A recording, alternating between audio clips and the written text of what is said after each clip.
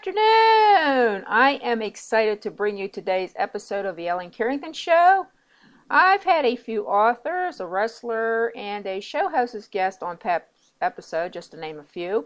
However, I am especially excited about today's guest, but more of that in a moment. And while we're on that subject, I'd like to thank CK Webb of Webweaver Books for having me on her show yesterday. Webweaver Books has an outstanding number of listeners. I am talking in the thousands. And for any independent authors seeking additional exposure for their works, I highly recommend getting a guest spot booked. And during my segment on Webweaver Books, I had the opportunity not only to discuss my latest book, Class Act, but also read a chapter from the book. If you missed the show, I'll post a link on our show's Facebook page where everyone can hear the rebroadcast. CK also revealed that she's into football, so I may keep that in mind should I ever decide to do a football-themed show this coming fall. So that'll be interesting. Stay tuned for that. But now, on to today's guest for our show. Please join me in giving a warm welcome to the gang from ProSportsFix.com. Joining me today to talk about wrestling and a few other sports-related topics. Gentlemen, good afternoon. Good afternoon. Okay, let's get everybody up to speed here. For those who, for some reason, haven't heard of your site, tell us what it's about and how you got started and all the good stuff.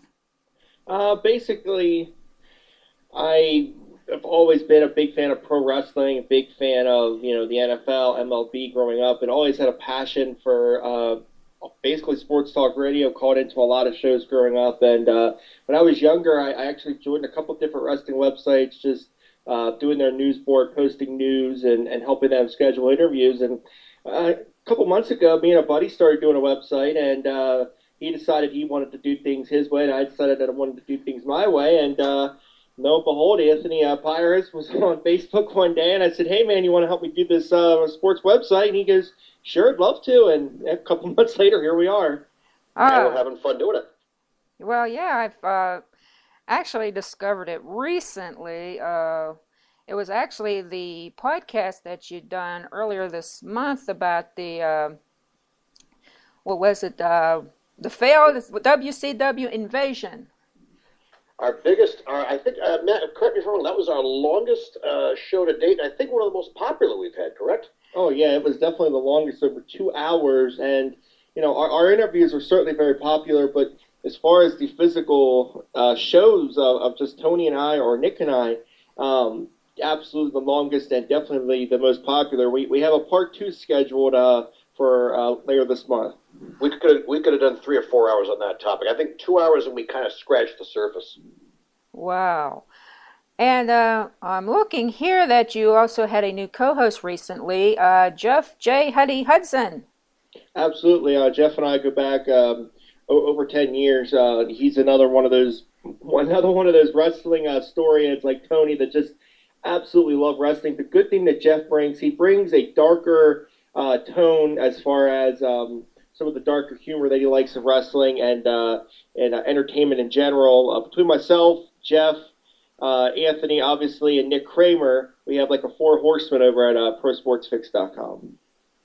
And at my age, I'm generally the Ole Anderson of the group, so feel free to make whatever jokes you want. Okay. Actually, I'm going to pop up a couple links of those recent podcasts that you have on our Facebook page later on. Let's say each of you, let's just throw it out here for a second. Your greatest WCW memory. Tony, I'll let you go first. My greatest WCW memory, and I'll tell you, it's going to be one of the earliest WCW memories and my sweetest. Jill, it would be January the 11th, 1991, is the night I found out Ric Flair defeated Sting to become the WCW World Championship, and here's why. In the Meadowlands in New York City, in New Jersey. Here's why. You're going to find possibly over the course of this interview, I'm a huge Flair mark. And when he lost the belt to Sting, at the time, when he lost the NWA WCW belt to Sting at the Great American Bash 1990, it was really trumpeted as the end of an era. I mean, this was the beginning of the Sting era, and Flair was now going to go back into a supporting role, which he pretty much did going up against Lex Luger and then the tag team championship situation with Arn Anderson against Doom. But the thing that nobody ever wanted to talk about at the time was that Sting really was flailing. And it wasn't entirely his fault because they put together a pretty bad angle that had no payoff. I'm talking about the Black Scorpion angle. So it seemed like from the time that Flair wins the title, loses the title, he drops, and then finally one night I'm watching WCW Saturday Night, and that's when they make the big announcement, complete with match highlights, Flair winning the belt back, and to me that was the victory. That one, don't ask me why, that's the one that defined him to me as the greatest of all time, because my God, he was written off, left for dead, and came back. Oh yeah, that's definitely one of the career highlights for Ric Flair. For me, I'm going to go a little bit more. I don't want to say modern day because it was in 1996. It was the formation of the NWO. I mean, Scott Hall coming out. Everybody's seen it by now. You know, if you're a wrestling fan, the WWE continues to show it. You know, under Classics on Demand. Scott Hall, you know, comes through the crowd. You want a war, you're going to get one. Then Nash shows up, and you know, just that formation of the NWO. Just seeing Hulk Hogan, who I grew up, Hulk Hogan, Hulkamania, you know, and just going to be a bad guy wearing black and white, and just Kevin Nash and Scott Hall, and then later the 1-2-3 Kid, who I was a big fan of, you know, as well as a little kid, just jumping up and down, you know, when he beat Scott Hall on Raw, you know, and now he's in the NWO with Ted DiBiase and others. I just was a ginormous NWO fan, you know. I guess maybe it was my age, you know, coming about age of when the NWO hit, but just the NWO in general. As far as wrestling in general, obviously at the same time, about a year later, you had the screw job, which is my mark, you know, for the WWF. So, and then Brett coming in and joining the NWO. Just the NWO, you know, that for me, that's my biggest memory from WCW that I love. Ah, well, the good ones. Okay, let's go and to the other side of the coin. The worst thing in WCW that comes to mind to you. For me, it's Viagra in a pole match. Do not ask me what those people were smoking, but that's mine. That's my pick. What are yours? Go ahead, Tony. I'll tell you what, there is one moment that stands out above others. I mean, I know people have ripped on the David Arquette winning the world title thing, and even the Vince Russo winning the world title thing. But, you know, I thought if you go back logically and look back at the times, that at the time that might have been the right call. And even they had Arquette go heel, which got them some mainstream publicity. However, worst moment in WCW history, the one that just made me cringe, was the night of Halloween Havoc, 1995. And I know you know what I'm talking about on this one. First of all, you had Hulk Hogan killing the giant Paul White by throwing him off the roof at Cobo Hall. And then, amazingly, an hour later, he shows up for his match completely unhurt. But that paled in comparison to when the Yeti showed up at the end. And it was like, what in the name of God did I just see? And watching him and the giant Paul White kind of do this double bear hug on Hogan while they thrust their pelvises towards him, it just looked odd. It just looked like, you know, are they trying to hurt him or make love to him? I'm not 100% sure. So the absolute nadir for me, as bad as things may have gotten later on, and with some questionable decisions and some booking issues, I just thought the visual of Paul White and some guy dressed up like a mummy, a 7-foot guy dressed up as a mummy, dry humping Hulk Hogan at Halloween Havoc 95 is the answer for me. Oh man, that definitely is something that when you look back, it's like the Shockmaster. You know, you just got to laugh at that. You touched upon Arquette, and initially, I think everybody's answer is Arquette. Coming up tomorrow on Pro Sports Fix, we interviewed the Maestro from WCW, and he does talk about this because he was there when it happened. I'll give Vince Russo, Eric Bischoff, they got themselves on the cover of USA Today. That's what they wanted. They wanted the free publicity. Russo did the whole Vince McMahon. Any publicity is good publicity. So as much as that's horrible, and it was. I mean, at the time you could have took Chris Canyon, whoever you wanted to, put him in that role, it'd have been better. For me, the one that sticks out at the time, I was a little bit excited, a little bit, and then in retrospect, every time I go back and watch it, I get a sour stomach. Was when Vince McMahon appeared on Nitro, because that truly was the end of the company. As much as it was really cool seeing Shane McMahon come out live, at a WCW show, at a WCW ring, as much as, I liked some aspects of the invasion that was to follow, just the final episode, the final broadcast of Nitro, the last images you're seeing is Vince and Shane McMahon. You go back to the history of the Nitro program, go back to the history of WCW Saturday Night, because that's really what Nitro morphed from. Just the legacy of the company, and the fact that the last images we're going to see is Vince and Shane McMahon. That is my worst memory, because that truly was the end of the company. Wow. Yeah, it certainly was. Kind of moving on to even as much as 10 years ago, the stuff that we saw and they got away with in wrestling, it just wouldn't crack it in the PG area right now. And I wanted to get your thoughts on what you think of the product and how it's changed in the last 10 years. The WWE, you mean? Yes. In the last 10 years, I think you've seen that. I don't want to say a snowball effect where it's been whether it's one natural occurrence after the other. The Benoit tragedy, you go behind that to the Eddie Guerrero tragedy.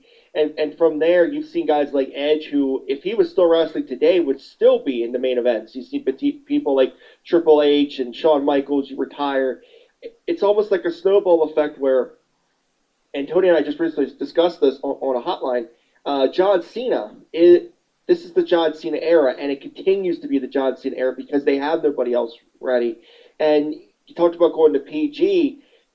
Some of that, I don't really give them that excuse, that caveat, because we've seen just recently with the Daniel Bryan stuff and last summer with CM Punk, where they could still have an edgy product even though they're being PG.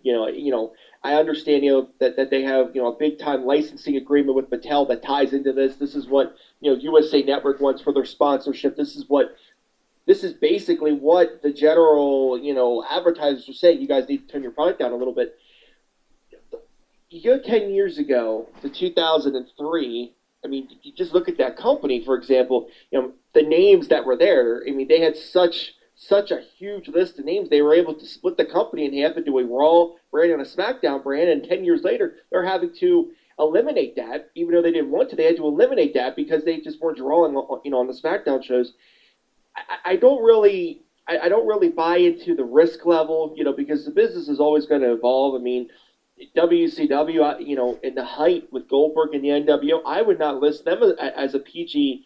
I would list them as a PG company instead of a TV-14 company, because companies have shown over time you could draw no matter what they could be G-rated, and I'm sure if they booked it properly, they would still get the ratings. So they could do a good job with it. Yep. Yeah, so I really think it's not necessarily the PG era; it's the talent, and it's not that they don't have great wrestlers. It's just the way that they've been using their talent. Because over the last 10 years, I think the biggest change, and I'm going to agree with Matt on just about everything you said, but I want to take one little statement further. It seems like in the last 10 years, they've gone from taking wrestlers and teaching them how to act, and they're trying to instead get actors and teach them how to be wrestlers. I think that might have been a Vince Russo quote at one point, or he might have said something to allude to that. They're not. When the territories dried up completely in the early '90s, that kind of dictated a change to the way you've got to bring up wrestlers. I mean, you used to have the global wrestling, world class, Mid South, Portland wrestling, being able to cultivate talent that way. Now they have to go out and recruit and find these good looking bodies and see if they can make it for them later on. Some guys are going to work out fantastic. Some guys are going to be great from this training program, i.e., your John Cena's and Batistas of the world. But some guys like Alex Riley just aren't going to quite make it. They're just not going to quite make it. And the other thing is that why we're in the John Cena era and how this has changed. John Cena is safe. I'm going to use that word. He is safe. He does not make waves within the company. He does everything that the company has asked of him. And the last time I checked, he is at about 300 plus wishes for the Make-A-Wish Foundation. The guy's a complete workhorse both in and out of the ring. Mm-hmm. And one thing I want to chime in there with, and you talked about the cookie cutter, Randy Ortons and your Alex Rileys and your Ted DiBiase's, and they tried to make so many wrestlers out of the same mold. It's almost like, and now they just developed their new their brand new studio, their brand new WWE developmental facility in Florida that they're gonna train people a different way. That Triple H has a whole new way of doing this.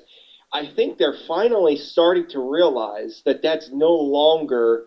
Now, obviously, we're going to have to see what happens over the course of time, but I think with your Daniel Bryans and your Antonio Cesaros, and to even a lesser extent, Randy Orton, who's a second, third generation wrestler, a guy like a Joe Hennig, who's now finally getting a push as Curtis Axel. It seems now that Johnny Ace is no longer in talent relations, and Triple H has more of a hands-on approach. We're almost going back to the previous era with Jim Ross, where this Daniel Bryan guy is an amazing worker in Ring of Honor. I know it's not WCW, I know it's not the AWA, but it's a notable independent. They bring him in. CM Punk's another one that came from Ring of Honor and Independence. It seems like we're almost going into a new era where they're finally embracing the independents. And if they decide to do that and they decide to train them the WWE way after already being broken on the independents, we could see a lot more talent. I mean, Tony, I'm sure you would agree with me. The masterpiece Chris Masters, who's came up the same way John Cena did. Yep. I mean, as much as he's a great guy, as much as he's his last run, he worked so much better after he went to the independents. I'm sure if you would have took Antonio Cesaro and gave him the Chris Masters gimmick, he'd have had a much easier time getting it over, having some experience. Exactly. Cesaro, I think, is a perfect example to use in that regard. Yep. Yeah, that's how things change. One thing I miss very much, and of course anyone who's read my books, I focus around the cruiserweight division. And I'd like to know if any of you followed it as closely, and what do you thought about it back in the day, and if you agree with it having been eliminated since or not. The WCW Cruiserweight division, which, I mean, people need to understand. This was not only the WCW Cruiserweight division. ECW later had their own, I don't want to say their own version, but in the dying days of ECW, Mikey Whipwreck, Yoshiro Tajiri, Little Guido, Super Crazy, Chris Chetty, Supernova. And you look, and not that ECW is still a WCW idea, because Paul Heyman would never do that, right? It was almost like their version of the Cruiserweight division. The WCW Cruiserweight division, and I know Tony's is itching to weigh in on this. Oh, I am. I'm ready. In the late 90s, when, after, the wrestlers came from ECW, Chris Benoit, Eddie Guerrero, Dean Malenko, and ECW brought in Hoovy, Psychosis, Rey Mysterio Jr., La Parka, WCW, Eric Bischoff, that steals that concept from ECW, and the Cruiserweight division just took off with Dean Malenko, Ultimate Dragon, Billy Kidman, just so many names. I love the WCW Cruiserweight division. That was the highlight of the company, and at the end of the company, they were finally getting back to putting an emphasis on the cruiserweights. I mean, at the last couple months, they did a cruiserweight tag team title tournament. You had guys like Elix Skipper and Kid Romeo, and they were the last champion. They won the title at the last night. Elix Skipper and Kid Romeo, right? They won the titles at the Greed pay-per-view, and then they lost them to Kidman and Ray at the last show. Yeah, and I just absolutely love the WCW Cruiserweight division. When TNA started, and they had the X division. It was very cruiserweight-like, and clearly, yep. And I love the WCW Cruiserweight division. WCW never would have had the success, in my opinion, in the Monday Night Wars if they did not have the cruiserweights. And I will lump in there Chris Jericho, Eddie Guerrero. I will even lump them into the cruiserweight division at the time. I'm going to correct you on one small item, Matt. And so far, I've been with you on everything so far. It was in 1995 that Paul Heyman and ECW introduced the Rey Mysterio. Sure. They introduced Rey Mysterio, Psychosis, Juventud Guerrera, Super Calo. Even if you remember, I think one of the best matches they ever put on, period, was at their first pay-per-view, which was the Michinoku Pro six-man tag team match, Grand Hamada, Great Sasuke, Taka Michinoku, and all those other guys. Now, WCW took most of, and I will say Benoit, Malenko, Guerrero, Jericho, WCW scooped them up. And because they were so small, and the mindset still in 1995, 1996 was that these little guys couldn't hang with the big boys in the main event, let's give them something to shoot for, and out came the Cruiserweight title, which I think at the time WCW simply saw as just a way to fill the card. But my God, once Nitro expanded 2 hours and 3 hours, holy jumping, you know what? Because all of a sudden you were getting these 15, 20-minute classic matches. For a while, I got to tell you something, the WCW formula of both their Nitros and their pay-per-views follow the same. You tune in, you're going to be treated to some absolutely outstanding undercard action. You're going to get Eddie Guerrero versus Chris Jericho, for the U.S. title. You're going to get Rey Mysterio versus Psychosis versus Dean Malenko in a three-way for the Cruiserweight belt. And they would just put on these absolute classic matches that were so good, and you were so blown away by what you were seeing on the screen that, quite frankly, when it was time for, God bless him, Hulk Hogan versus Lex Luger, or Hulk Hogan and Dennis Rodman versus DDP and the Giant, you weren't so disappointed that it wasn't a very good match. Because, you got to see your superstars, but, man, you definitely got your wrestling fix of it. Oh, and sure. And then, unfortunately, as time went on, WCW got away from treating those guys seriously, and that's what hurt them. And like you said earlier, to their credit, they did a hell of a job trying to bring that back, and I thought that Cruiserweight tag team was a great idea. And you go back even a step further. Obviously, I agree with you. After Benoit and those guys were scooped up from ECW, that's when Paul Heyman tells the story. That's when we called Conan, and we got all these cruiserweights. I agree with you. They were quickly scooped up. I want to go back even further into the 1991, 1992. We had a good series of matches between Brian Pillman and Jushin Liger. Absolutely. And they were I would call them the godfathers of the division. And then 5 years later, 96, like you said, the cruiserweight title came back from New Japan, and we just had this amazing era born. A couple of names there, obviously. Later on in the company, talked about, I believe you brought up earlier, our gracious host for this, the Viagra on a pole match with Ed Ferrara and, Nubito Guerrera. And, I will say this, even in the dying era there, you had some people like the artist Prince IK, who I'm not the biggest fan of, but I could at least give him a little, because at least he was a decent wrestler. Then when they got the belt on Billy Kidman and Chris Candido, and even later, Elix Skipper, I still thought the company had a good cruiserweight division. It's just a matter of showcasing them. One thing I do want to talk about, and you made a great point about not taking them seriously, in 2000, when they put Billy Kidman in a feud with Hulk Hogan, nobody's going to take that seriously. To this day, that bothers me, because first of all, this was Hogan massaging his ego and trying to give his thumb to the wrestling fans. Because I remember about 6 months before that happened, Hogan did some interview, and our gracious host may be the one that knows the link of the situation better, because Hogan did this interview, and for whatever reason, he buried Kidman in the interview. He buried him in the interview.